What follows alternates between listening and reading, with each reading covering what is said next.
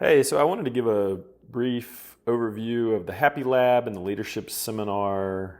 What I'm going to be going over is a culture document that I have posted on Substack, and it has just kind of an overview of what we're trying to do and some of our structures, how we're doing it, who's involved, that kind of thing.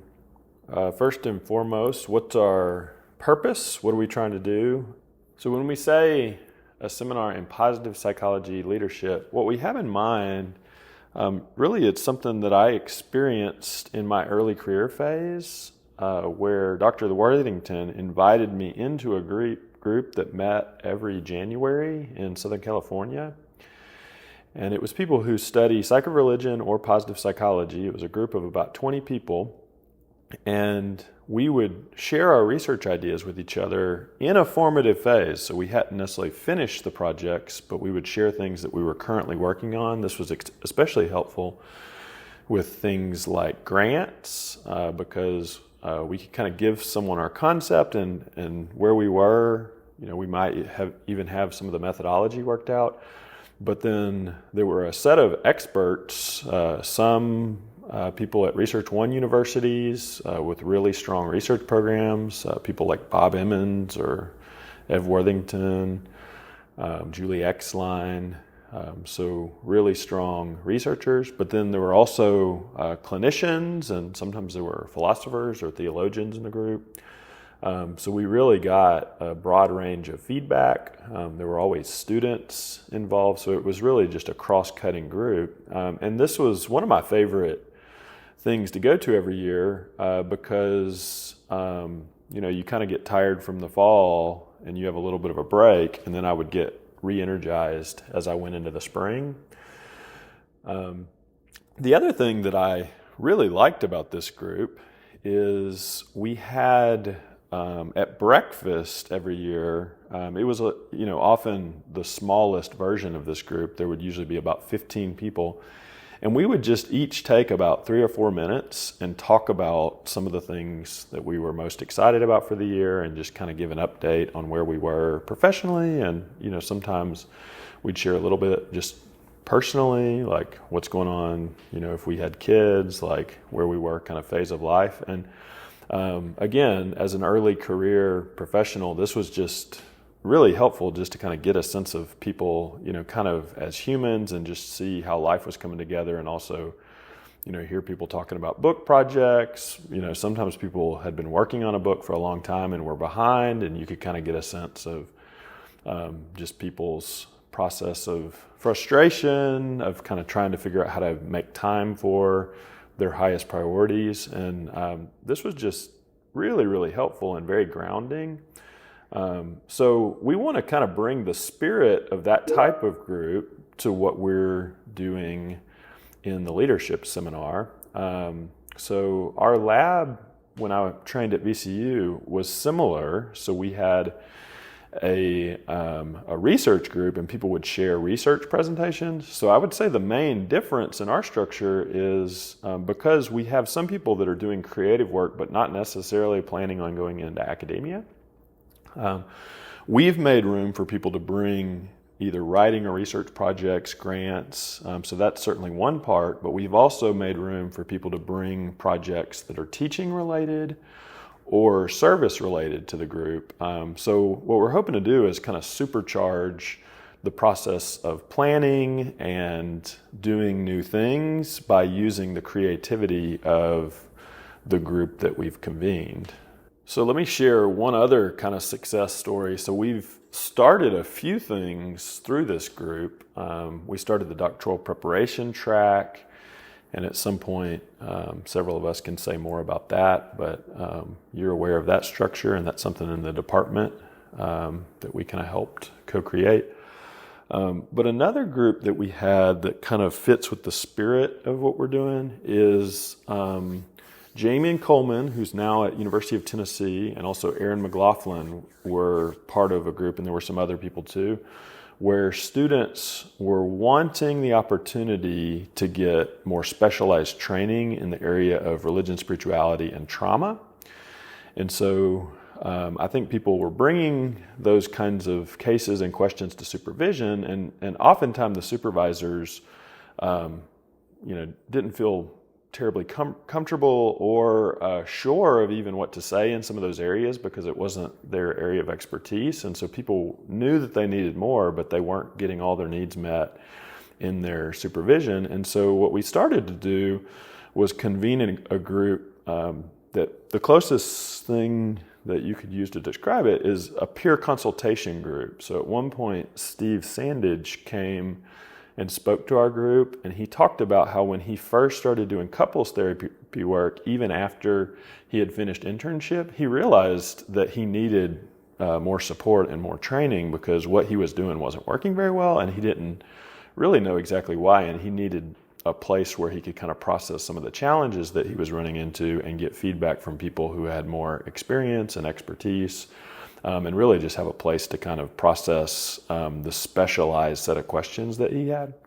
So we did something kind of similar to that in the area of religion and spirituality. So people would bring cases where the client was experiencing something like a spiritual struggle. So the client might be religious, or they might not be religious, but have something happening within their family system where they're experiencing kind of existential struggle and distress. And one of the things that we know is that there's a special kind of amplification of stress that can happen when people are struggling with existential pain. And so it could be more on the client side, or some people would bring cases where they were struggling with countertransference. So they had cultural discomfort and wanted support kind of processing some of their feelings about the case that they were bringing. But we can talk more at another time about the various experiments that we did within this group, but it was just it's one of my favorite educational and kind of intellectual and relational experiences of my career because the group really gelled. We trusted each other. We tried new things. We kind of experimented with different ways of addressing some of the problems that we had kind of brought to the group. And part of what came from that was we developed a process of kind of talking about the case with each other, identifying different people to get consultation from and get different perspectives from. So if someone was part of a particular cultural community, we might talk to, like, for example, a religious leader. We might talk to someone who kind of shared some of those identities, but they were also located within the same professional communities that we were a part of. So maybe they were a counseling psychologist or a counselor educator.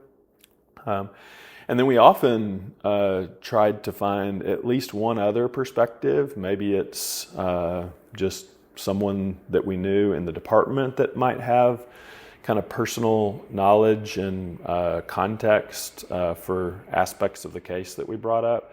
And so the person who brought the case would do, kind of informal interviews just to hear perspectives. So we appropriately masked the case so that they could talk about it.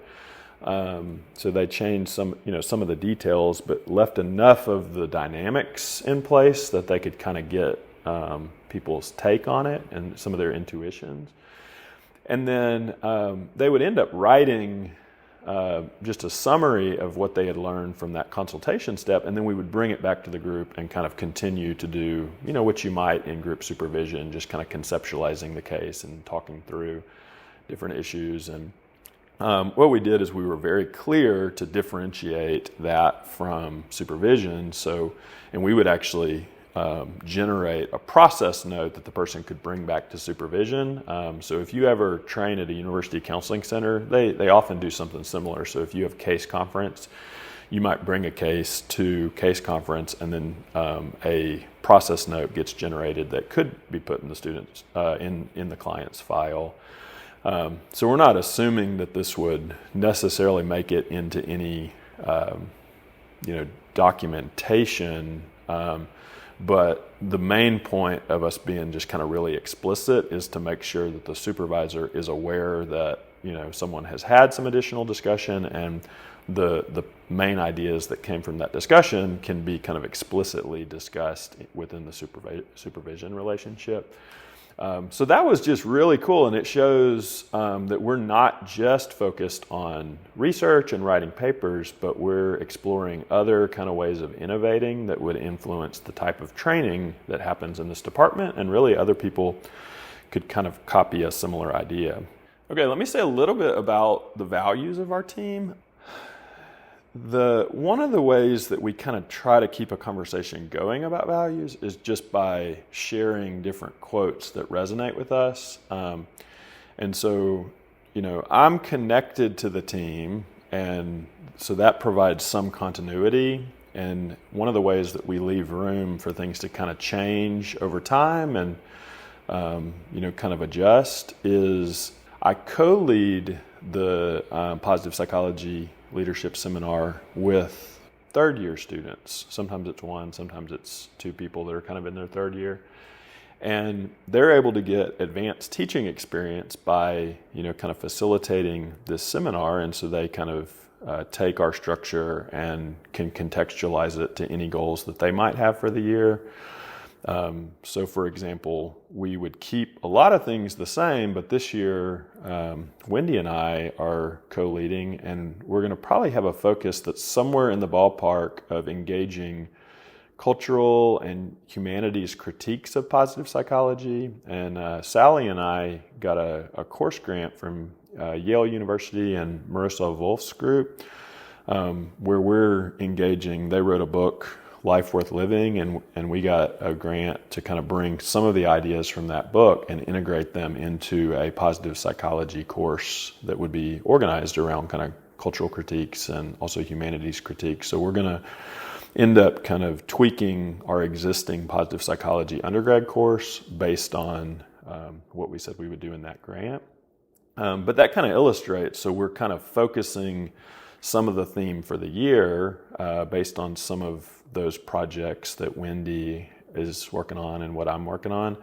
But the next year, so Sally will end up co-leading the following year, and she may have a different set of ideas. And so in a certain way, I want Sally to have a 51% vote of how we end up focusing that group. And so that leaves room for us to kind of tweak things from year to year. So with values, I can kind of take a guess of some of the things that I think will kind of continue to come out and will kind of stay high on our list over time. But we're likely going to have a process where we just continue to check in and share quotes with each other and try to articulate some of the common things that we share that seem to help us have the kind of life together and collaborative working relationships together that we want to have. But a couple of quotes that I currently have on my email that get at some things that are pretty important to me. One is friendship is the masterpiece of nature. For me, what that means is across a lot of different things that I'm trying to do, I'm aiming for deepening trust and forming strong long-term relationships. Because they're just intrinsically valuable and important, and I also think that it ends up strengthening any kind of work that we would do together. A second quote is getting at a type of humility where we're just not going to compete with each other over who gets credit, because that increases our capacity to do things if we kind of reduce the amount of ego involved. I think encouragement is a really strong theme of our group across time. So I'm kind of looking for some quotes that would get at the heart of that. But science is hard by yourself. Any high-level science happens in teams. And so our group really kind of tries to take advantage of that type of collaborative spirit. Generosity is another key value of our group. Sometimes as people progress through the program and they get closer to graduation, there's a sense of people kind of pulling into themselves and, just focusing on what they need to do to graduate. And, sometimes that's necessary if people are kind of behind and really stressed out. So there's definitely room for people to deal with what's happening in their life. But if we were going to kind of aim for something, what we're hoping for is that as people get to their third and fourth year of training in our doctoral programs, they would end up having margin, and it would be partially because they were in the group and other people had helped them and helped them navigate some of the requirements of their program more effectively. And so therefore, out of the gratitude of having received value from others and things being easier because of being part of a team, there would be kind of a giving back. And so, we really have this from our earliest example. So in some of our online documentation, I talk about Stacy McElroy-Hetzel, and as she kind of got closer to graduation and also served as a postdoc within the team, she was known. We still have documents that she wrote that would just make things easier for people to do their syntax or recode variables. Those things still exist because of her generosity and kind of, leaving behind something that makes things easier. Colleen was telling me a quote. Someone in Division 17 said, when you walk through a door, make sure to leave it open for those behind you. So that's kind of the spirit of what we're looking for under generosity. And then finally, I'm going to spend some more time working on this, so I'll come back to this. But cultural span is a language that I like. And what I mean by that is we're wanting people that are wanting to do creative work, and part of what they're wanting to refine their ability to do is to earn trust with other cultural groups while staying grounded and connected to their family of origin and the cultural groups that they grew up in and were a part of.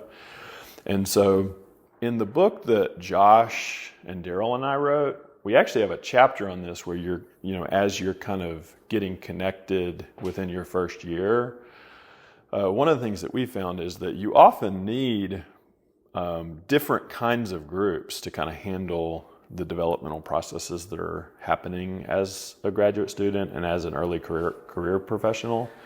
And so if you look at this picture, this figure that I drew, our group is one where we want people to have room to kind of handle all the stuff on the right of being receptive to other groups and other ideas. And there's space for people who are seeking stronger grounding within their own cultural tradition, or people who are exploring, they've had negative experiences, say, an example would be religious experiences. And some of what they're looking for is a reaction and a desire to kind of move towards something different. But what we want to kind of acknowledge is that's not the only thing that people need. You also do need to be part of groups that have a sense of shared values and sometimes even shared beliefs and may even have enough cohesion to put conformance pressure on people. And so we're just generally assuming that they belong to different groups and belong to groups that would give them a sense of kind of strong cohesion.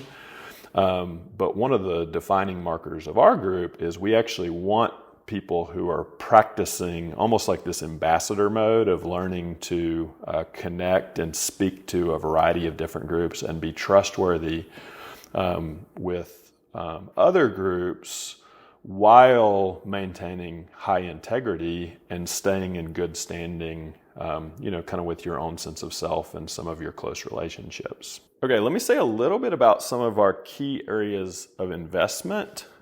So when it comes to research, this is kind of simple. Publications are the coin of the realm, is what Ev said to me pretty early on in my training. So many of the things like awards, jobs, whether you're going into a research position and you want to be a faculty member, or whether you're interested in, working for a VA or in a psych department, or even considering various like clinical postdocs, post-graduation. Across all those things, publications are still like really high value. And so, that's definitely one of the things that we're looking to do is help people have the support and structure to publish their work and to do it in a way that feels easier because you have the benefit of a team. Grants kind of fit similarly within that. They help you have access to better data because it costs money to get high quality data, and it also costs money to bring strong teams together. So if you are thinking about going into an academic career, one of the things that grants can do is it kind of locks in at least a 2 to 3 year commitment of certain people to mentor and support you, and it kind of provides a structure for that, and people are kind of more senior professionals are kind of used to the structure of that. So if you say, hey, I'm looking to write a grant, would you be willing to help me as a consultant or help me as a co-investigator? You're really kind of asking for a very specific kind of role where they're, for a period of time, they're going to help you and lend as much of their expertise and professional network to try to support what you're doing. So those are two areas of very high value. Another thing in terms of research is we invest in trying to collect data streams, not just run single studies. So we set up like the Sona pool within the department. We're currently working on setting up a data stream for the master's programs and potentially having other universities that would do something similar. And so the idea there is, instead of just doing the work to do one study, we're setting up a structure where it would be even easier to do future studies because we kind of line things up that way. So a third area is we're just always looking for ways of integrating our teaching with our creative work. And so we have existing courses that would make it easy for anyone to teach these courses and kind of adapt them to their areas of interest, similar to the seminar that I mentioned earlier. And then we regularly have people just design a course on their own, so the department has a specific seminar number that allows you can kind of change the title without having to go through the college process of getting an entire new course approved. And so we can really offer any courses that we want to. If it's budget neutral, usually our chair is supportive. So, often we have students who are funded on another mechanism, and the main reason we're trying to offer the course is to just kind of strengthen their expertise and give them, kind of more specialized teaching on their CV. So that's an area of investment. We also try to do fun things together at least once a semester. So various socials. We've gone hiking, we've done dinners at someone's house, and so we want to be a community and do things with each other that strengthen our relationships and allow us to kind of have fun together, and also just have relationships that where getting work done isn't the only focus. We're also leaving space for friendships to form. What do we measure? We're going to talk about this in the first meeting, so I may come back and kind of change this depending on what we say. But the thing that stayed consistent is we've always just set semester goals, so we call it a goals report, and you'll just name any of the things that you want to do, kind of a writing list. And then because our group is focused on more than just writing, if there are any other teaching or service or practice-related goals that you want the group to know about, this is your chance to kind of just take a look at the year, take a look at the semester, and just give people a sense of where you're headed. Where we've kind of varied is, how much do people track things like their writing habits? There are some people that think it's really helpful to kind of keep a daily log of, did I write 1,000 words, or, did I sit down for 2 hours, 5 days a week, kind of working on something creative. And so that's something that we've kind of talked with each other about our individual habits, but there's not something that we've all done the same thing at the group level. But we may tweak that this year, so stay tuned on that. So collaboration norms, I'm not going to say a lot here. We have a chapter in the research book that is worth reading. I have a Substack page that has kind of convergent information. But most of this is fairly standard. We try to be generally responsive to email, and email is a pretty good way of getting a hold of people. We have to kind of coordinate with each other on things like sharing files, and so we've started to use Teams just to kind of coordinate on sharing files, because some people are using Dropbox and some people are using Google Drive. So we try to leave a lot of autonomy to the first author or whoever's in charge of a project to kind of organize things in the way that fit their workflow and how they're thinking about it. One thing I would add is we kind of have a very specific way of handling manuscript circulation. And so this is what's covered in, some of those chapters and documents.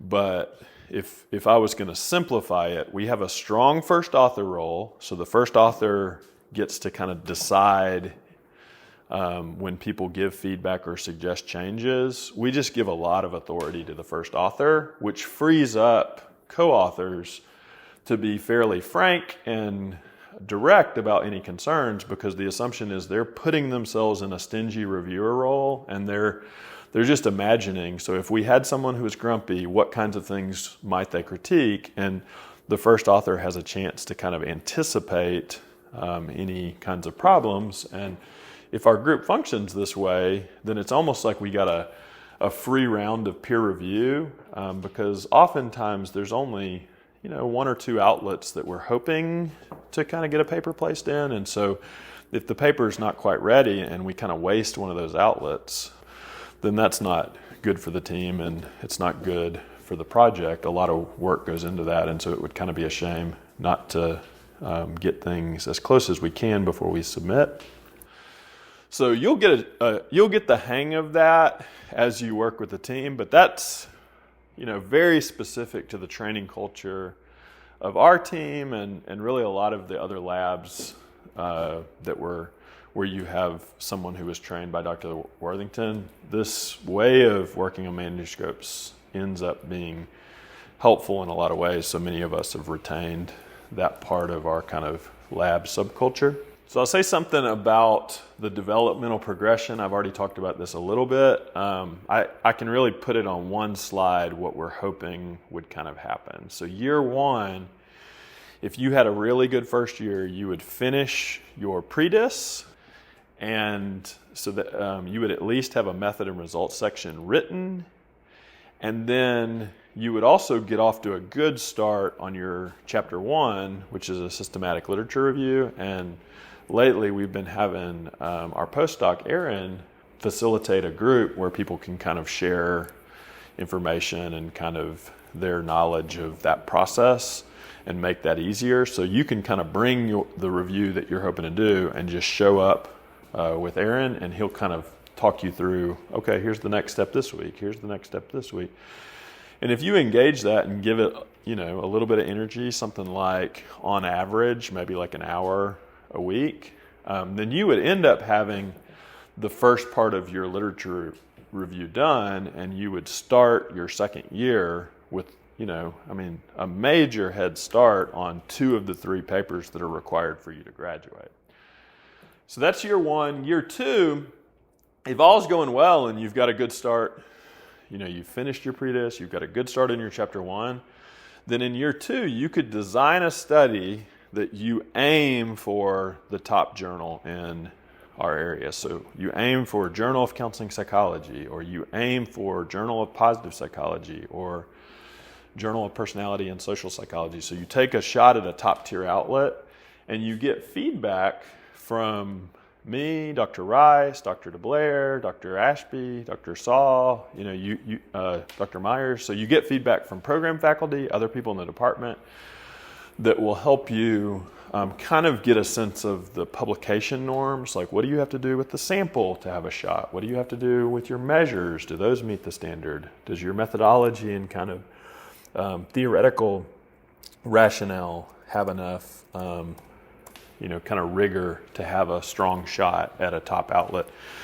And so we want you to design that study and begin to collect the data during your second year. And honestly, if that worked out really well, that could end up being a part of your chapter 2. So you've got this head start, and it also happens to align with what would be helpful for you to do to prepare for comps. Our program hasn't totally decided whether the average student would take comps kind of at the end of their second year, beginning of third, or maybe end of third year, beginning of fourth. But if you were going to be ready to sit at the end of 2 years, you would have wanted to design a study and have the process of getting a lot of feedback on that study design. And so that's why we kind of center that piece. And then year 3 is when you're starting to develop stronger leadership skills. You're co-leading the seminar.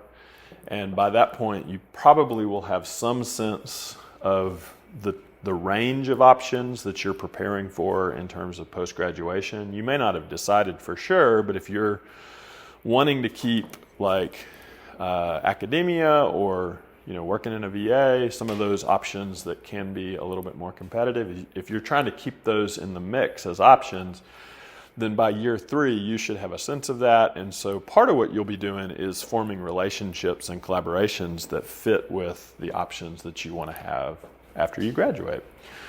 And then finally, I kind of mentioned this briefly already, but by year 4, what we want is for you to have enough margin that you can help first and second year students. Some of this is from my experience in team sports. So the strongest teams basically have strong senior leaders. So like when I was playing football, like the juniors and seniors, if those people are strong and they're invested in not just their own performance, but they're also helping other people grow, that's what it looks like when a team is really thriving. And what it looks like when a team is not doing well is kind of the opposite of that. So you have talented people, but they end up, for lots of different reasons, getting a little bit insular and just kind of focusing, if it's basketball, it's like, well, my average is 35 points a game. We're 0-11 right now, but I'm doing well. That's kind of what I have in mind. What sets the stage for you being a generative leader in your 4th year is being diligent and working hard in your first couple of years. Because the reality is, if you are really behind on your research or other program requirements, even if you wanted to be more generative, you wouldn't have enough bandwidth kind of mentally to help other people, because you're going to be stressed by kind of the situation of trying to get things done with not enough time to get those things done. So a little on our philosophy of meetings. We do think meetings are really important. Part of the reason why is we need trust and we need strong friendships and relationships in order to do the kind of work that we're doing. It makes it easier. And so it's hard to have those kinds of relationships without spending a certain amount of time with each other and just getting a sense of each other's personalities and working styles, and what it's like when someone's stressed, what it's like when they're happy and kind of at ease, what it's like when they have their feelings hurt or angry or frustrated. We can get to know each other at a deeper level that ends up helping our work. And it also just gives us kind of a deeper level of relational support that ends up being important when you're kind of doing longer term work with people. So I don't think there's a shortcut for building those kinds of relationships. One time I kind of asked Ev about that because he was spending, a lot of time in one-on-one meetings. And he did give me that warning. He said, some people think they can kind of save time by skipping this part, but it's just one of those things that you think you're saving time, but it ends up costing much more time when you don't kind of put that investment in. So we do meet regularly, but we want to be efficient with our meetings. So we've set up some structures just to kind of streamline our focus of meetings. And so the shorthand that we've come up with is we try to send out an email in advance of any meeting where people kind of have a chance to put anything on the agenda that they need to. They can share what they're working on the next week, what they worked on the prior week, so just giving kind of an update. And then we have an item that we call Sharpen the Saw, but that's really just a chance to kind of describe any types of things that you're doing to support a sustainable kind of work. So it comes from, I think it was Abraham Lincoln who had a quote, and I don't remember the exact quote, but the concept was, if I had to cut down a tree, and I had like 4 hours, I'd spend the first 3 hours sharpening my saw. And so there's a guy named Stephen Covey who wrote a book, and he dedicated an entire chapter on 7 habits of highly effective people. His 7th habit was sharpening your saw. And what he meant by that was, if we don't build in rest and recovery and rejuvenation into our creative work, then at some point it will be kind of like we're trying to cut a tree down with a really dull blade. Like imagine you have like a giant oak tree and you're trying to cut it down with like a butter knife. Like that's just a waste of energy and effort, and it's really frustrating. And some people get to a place with their creative work where they haven't cultivated sustainable kind of habits, and that definitely can happen in doctoral training. And so we're just kind of wanting to keep that on our radar. Okay. This next set of things, I'll probably end up kind of replacing this from year to year. So it's a bit of a miscellaneous bucket. So the first thing I put on here is Mondays. That's when I'm on campus all day, and I'm putting all of my in-person one-on-one meetings, any kind of subgroup meetings like, systematic reviews, or we're working on a grant project and we need 2 or 3 people that are kind of doing most of the planning for that.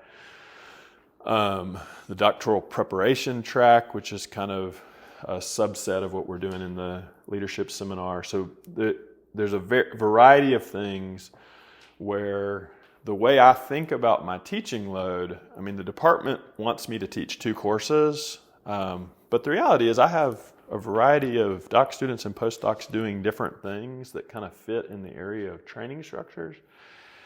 And so I have a full day just set aside to anything that seems like a good investment. Like we're going to start building out like a Substack page with resources that could kind of help other people who want to draw from some of the things that we're doing. Anna's working on the Stetson project where we're creating slides with pictures of cases and people can link to a video. And so this is going to end up being a library where if someone's teaching a course anywhere in the K-CREP curriculum or a psychology APA curriculum, and they want to pull a case that would kind of be related to the MCO ideas, we're going to have this archive, and they can just come and pull a slide out of our Google slide deck and stick it in their lecture. And as long as they cite appropriately that they drew that, and they just leave a quick reference, we're going to give that away for free. And just, that's one of the ways that we're trying to be generative and give value to people who are early career, because teaching can take a lot of time. And one of the things that takes the most time when you're getting started is just prepping new courses. And so really pulling in this highly contextualized content can give people a quick way of, that's probably like a 20 to 30 minute activity for people to watch a video, talk about a conceptualization or talk about how they would respond, and then come back and process it as a group. That's just one of a variety of ways that we're trying to generate value in what we're doing with training. And we'll try different things. So some of the things on my Monday list, I think they'll always be there. And other things we may kind of rotate in and out just depending on the energy and interest of students on the team. That's one of the ways that I give a certain portion of my energy to teaching and training is I've just set aside a day. I did something similar when I was in a doctoral program. There was always a day or two set aside for clinical work. And so I'm going to do anything that seems valuable and interesting within that allocation of time. And then I also know that I have time set aside to work on things where I'm a first author or other types of creative work. So communication, I'll say a little bit about what we're currently doing. I think this does change over time. So I've been working with Mike McCullough's team, and he seems to have a pretty nice lab structure. He has a lab coordinator. Her name is Brooke, and she really kind of has things streamlined. And one of the things that they use is Slack, but I don't really want to have to pay for Slack. And I was kind of trying different things, Trello, whatever. And it turns out I think Teams is actually pretty good, and it has some similarities to Slack. You can create channels, and we mainly use that to kind of show people where we're sharing files and just kind of leave any correspondence that might be easier to kind of leave in there instead of going through email and making people kind of have to figure out how they're going to keep track of that. So what we use it for the most is to help if there's a team working on something and we want to make sure that everyone's looking at the same things. Email can be a little bit hard that way because you don't really know how other people are organizing their email. And Teams also has a place where you can just store files related to each channel. And so another thing that's nice about it is email is not very secure. So at Georgia State, if you work at Georgia State, anyone can actually request access to your email, which is kind of terrifying. And so I think Teams kind of puts things in a place that's a little further behind several logins and various other things. And I guess it's possible that someone could try to get access to like Teams data, but I think it would be much more likely. I think it would be much less likely that someone would kind of track something down that's like buried well within a Teams channel. The other thing I'll say about communication, I've started to use like a Google Doc to keep track of minutes for different meetings. So we have a meeting where we're doing some of the grant management kind of stuff. And so what I'll do is I'll put the link to the Google Doc at the top of the document. And then I'll just kind of take notes underneath that. And so what I can do is I can email the most recent portion of those notes, and people can kind of look at that and potentially respond just to the email.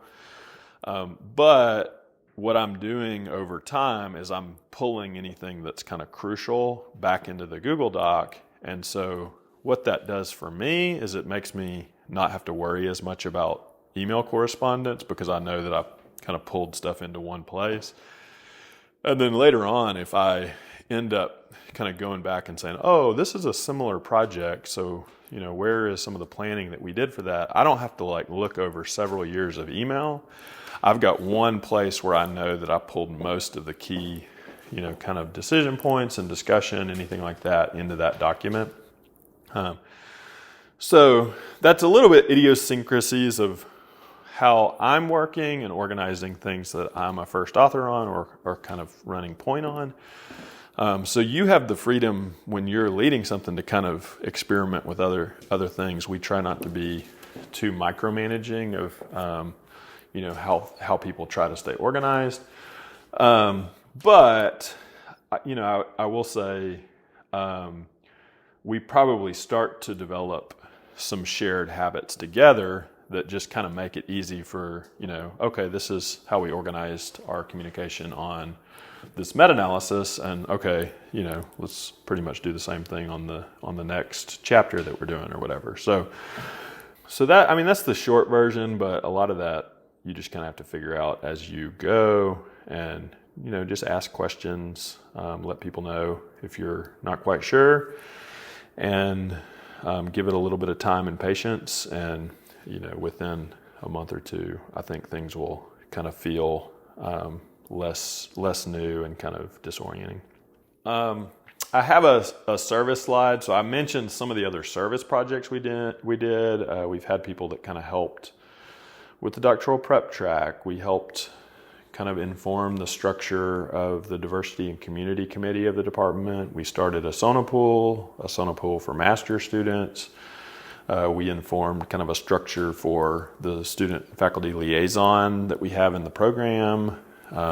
We helped design the orientation to practicum course, which has opportunities for community outreach. So there's a lot of things that we work on that have overlap with service.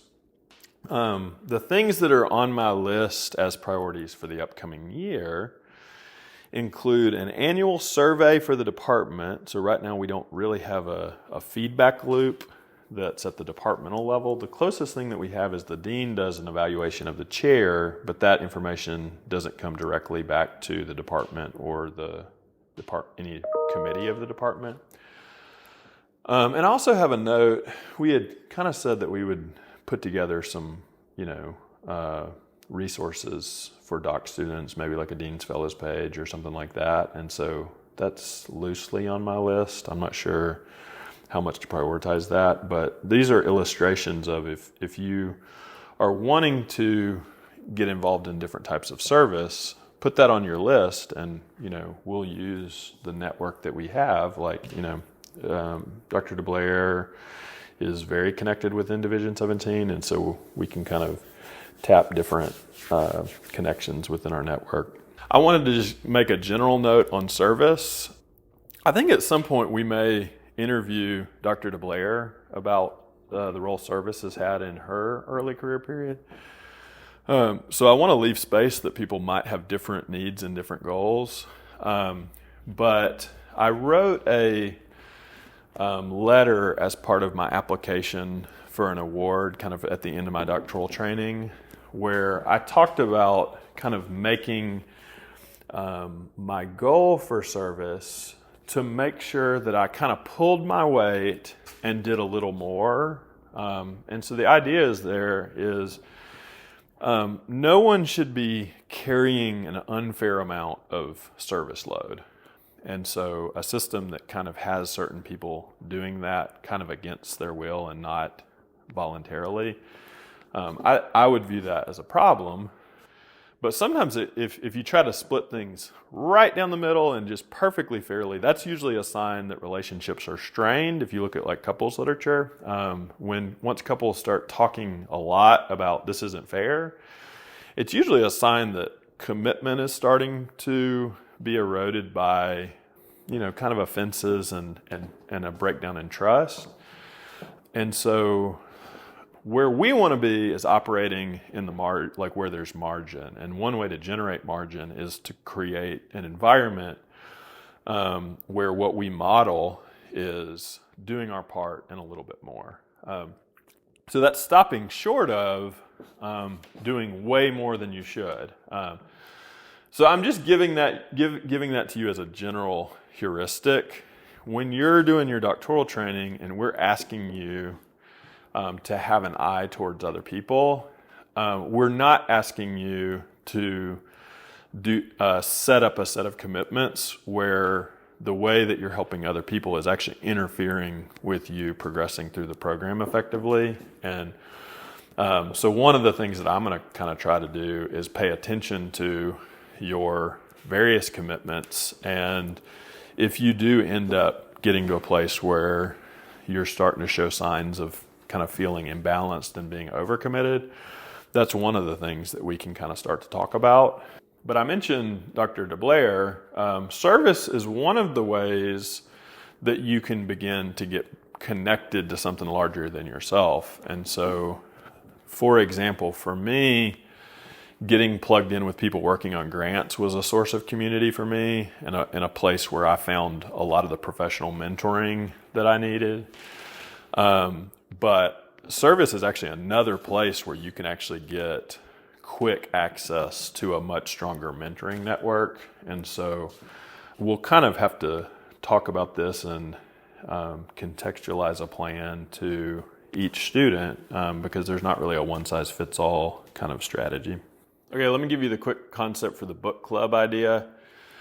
I've always wanted to have a space, especially for the third and fourth year students and beyond, where I could get feedback about some of the things that I'm reading and trying to integrate into the team's creative work. And so one of my ideas for doing this, and possibly building friendships even with collaborators beyond Georgia State, would be having kind of like a monthly book club where people are reading a list of, somewhere between 8 and 10 books, like one per month. Maybe we leave a little bit of space in the summer to take a break. But then we would have some kind of process of people can write up some sort of thought piece to share their reactions, and then come together and get other people's perspectives, and especially around application and integration into the work that we do. And then there's a chance, then you go back and kind of revise that piece that you wrote. And I mean, wouldn't it be interesting if we ended up with kind of almost like a training structure where we regularly are engaging different books and then leaving a little bit of a paper trail for ourselves where other people who might be interested in that book could see, some of the different ideas that came from our group. And so it might help us even build connections with other teams, or, who knows, it might inform some of our speaking opportunities or popular books that we end up writing. And so it would be a kind of a discipline that would help us do our creative work kind of in a community. It wouldn't be too burdensome, but it actually might leave behind a little bit of a trace that would end up informing some of our other projects and creative work. Part of what made me think of this is I went up and joined Miroslav Volf's group, and part of the ways that he writes a book is he hosts these consultations where he has people write a paper. He had me come and write a paper on humility and joy, and there were like 10 other people that did the same thing. They're from different areas. We all talked about our paper. There was a structure to kind of have a discussant, raise some questions and react to that book. That paper. And then he's just taking notes on a 5x8 card, and those notes end up helping him know what's important to put in the book, because he could actually see from this creative process where there was real energy and where there were really interesting questions that would be kind of cross-cutting. So I loved that, and have, I don't have a massive travel budget to do the exact same thing, but I think I could do something somewhat similar, and it's also just an interesting way to learn. I really like reading, but it's even more interesting if other people are engaging some of the same ideas. So that's that concept and dream. So to give one example, there's you could listen to it in less than 2 hours, but there's a book by Collins that summarizes a lot of his work, and it's, I forget the exact name, but it has flywheel in the title. And he's taking the analogy of compound interest financially, and he's applying some of those ideas to what it means to do any kind of work, but in our case, creative work, and have a process where what you do and the investments that you make kind of build on themselves and create residual returns. So I think that would be a really good one as a candidate for helping people think about leadership, is engage this book, try to articulate your current understanding of kind of your flywheel and what it means to kind of invest your time wisely. So another idea that I would love to at some point find a space for is something like building in predictable times where we'd have a chance to kind of take a break and hit a different rhythm. So I've done this with Josh and Daryl ever since I graduated. We call it a research retreat, and we'll go for 2 or 3 days. Sometimes it's going out to a meeting in Southern California that we're always at in January and just spending a day or two ahead of time. Sometimes it's, we've gone to somewhere in northern Michigan with Daryl. I think it was called Sleeping Bear Dunes, and renting a place up there and it's just really beautiful. There's some beautiful hiking. And so what we've done is we're hanging out, we're forming stronger friendships, but at some point we will talk about just big picture things like, how was the last year? What are some things you're hoping to do next year? And it's usually just on a hike, like we're just talking kind of free flow. But then at some point in the weekend, we'll also create some time to list any shared goals that we have that we want to work on together. And especially early career, this was especially important. So there were a couple of times where we articulated a writing goal for ourselves. Like we would say, okay, within a 2-year period, let's each try to write 15 first authored papers. And then, we'd create our list of things that we thought we would do. And then we would ask each other for help. Like, do you have data that could help me with this paper? Do you have any guidance for how I could kind of come up with a plan where this is possible to do? And what would end up happening is that, I think Jim Collins actually talks about this, because it's such a kind of big goal, it required creativity and planning for us to do it. And that creative process and doing it as a group created an energy and an accountability to each other that was, to us, it was fun. But it also just eased the pressure of some of our tenure process, because what we were doing as a group was so much more efficient and productive than anything we could have done if we were just working by ourselves. And so I would love to find a way. Not everybody's kind of trying to optimize on research outputs, but I think there was something about the deepening of friendships that we experienced that I would want to find ways of helping other people make sure that's a part of their creative work in whatever part of this field that they're in.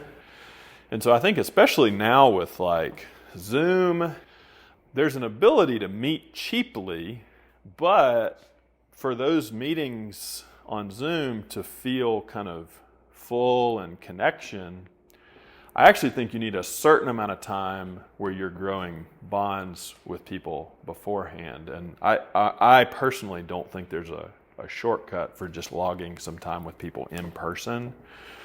There's something about that it's just concrete, and I think you get a different type of trust when you spend time physically with people.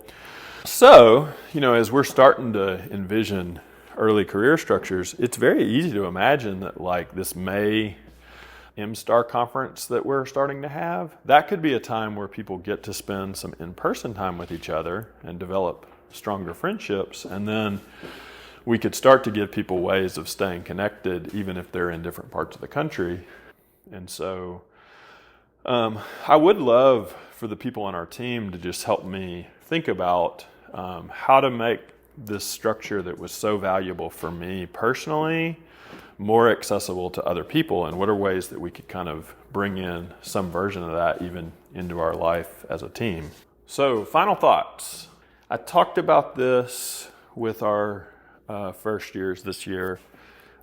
Because I am moving into the program coordinator role, I do want to kind of just check in with everyone on the possibility of kind of dual roles coming up. I think this is somewhat minimized if we kind of think of my role at the program level somewhat accurately. So I don't really have any decision-making power that's all that different from what I had before just as a normal faculty member. Our program makes decisions as a group, and so if there's anything of any level of strategic value or anything that kind of is a program level decision, we talk about it. And if we have any kind of disagreement, and we follow a fairly consistent process of talking about it, and we would end up voting, and if 51% want to do something, that's what we do for a period of time, and we kind of have a norm of decide and commit. So, there's not people doing like undermining of a direction. That's kind of a characteristic of any good organization. But then it's assumed, that would potentially be up for discussion again. So nothing's permanent either. So I mean, that's our general process, and if you keep that in mind, then I don't know that it changes too much the structure of my relationship with advisees. But I did want to kind of generally name, it's possible that you could have a generally good relationship with me, but be frustrated with something that's happening at the program level. And so we want to just be explicit. And there may even be times where, I mean, this is extremely atypical. I've been here like 12 years and can count on one hand the number of times that there's been like any kind of remediation process with like a student that I'm advising either at the master's level or the doctoral level. But if there was ever a point where you needed my support as an advisor and as an advocate, then I could basically tap Dr. Rice to kind of function as the role of the program coordinator kind of temporarily. So I'm flagging that mainly if you have any questions or if you ever have even a tickle of ambiguity about what it means for me to be in my role as an advisor and what it means for me to be in my role as program coordinator. I would give you permission and responsibility just to kind of put that out there as soon as possible and let me know, and we'll kind of figure it out.